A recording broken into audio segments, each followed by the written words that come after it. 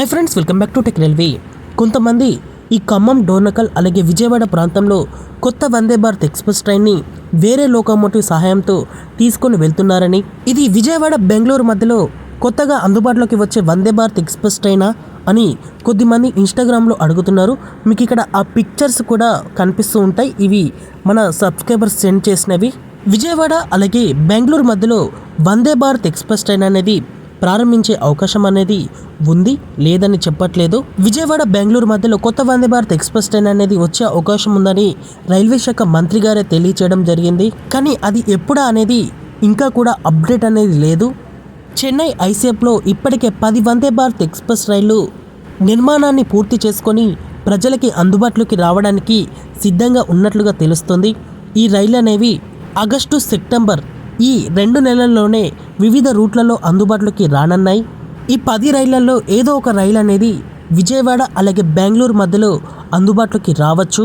విజయవాడ బెంగళూరు మధ్యలో వందే Bharat express train అనేది అందుబాటులోకి వస్తే విజయవాడ ప్రాంతం నుండి ఇక్కడ బెంగళూరుకి వెళ్ళడానికి ఐటీ ఉద్యోగులకి అలాగే వివిధ రకాల ప్రయాణికులకి చాలా వరకు వీలుగా ఉండనుంది. ఇప్పటి వరకు విజయవాడ నుండి బెంగళూరుకి వెళ్ళడానికి పెద్దగా రైలు సౌకర్యం అనేది లేదు. ఉన్నా కూడా పైనుండి వచ్చే రైళ్లు మాత్రమే ఇక్కడ ప్రజలకి అందుబాటులో ఉన్నాయి.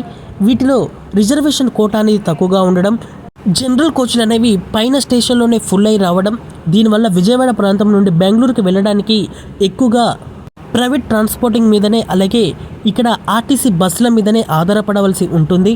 ఈ 2 ప్రాంతాలను కలుపుతూ కొత్తగా వందే భారత్ ఎక్స్ప్రెస్ ట్రైన్ని అందుబాటులోకి తీసుకువస్తే ఈ విజయవాడ ప్రాంతాల ప్రజలకి ఇది చాలా వరకు కన్వెంట్గా ఉండనుంది.